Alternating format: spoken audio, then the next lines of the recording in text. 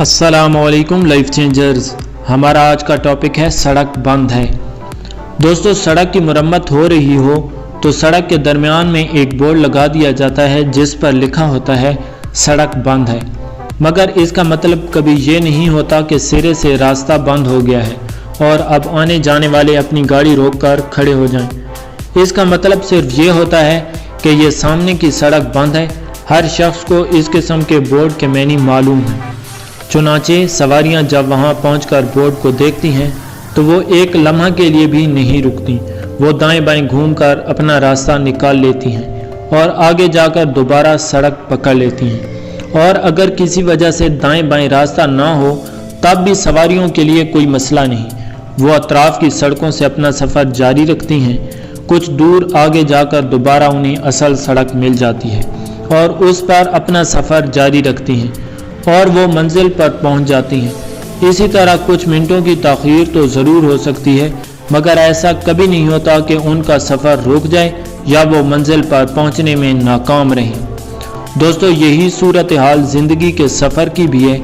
ज़िंदगी की जिद्दोजहद में कभी ऐसा होता है कि आदमी महसूस करता है कि उसका रास्ता बंद है, मगर इसका मतलब सिर्फ ये होता है कि सामने का रास्ता बंद है, ना कि हर तरफ का।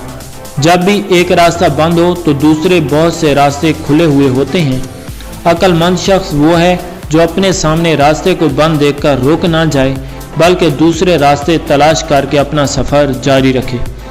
दोस्तों, बिल्कुल इसी तरह अगर एक मैदान में मौक़े ना हो तो दूसरे मैदान में अपने लिए मौक़ा कार तलाश कर लीजिए।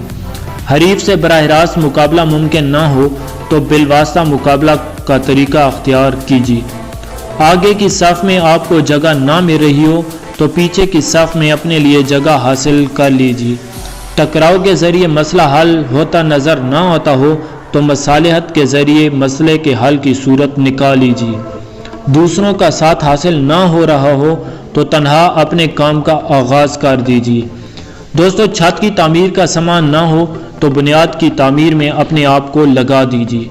बंदों से मिलता हुआ नज़र ना आता हो तो खुदा से पाने की कोशिश कीजिए। हर बंद सड़क के पास एक खुली सड़क भी होती है, मगर उसको वही लोग पाते हैं जो आंख वाले होते हैं।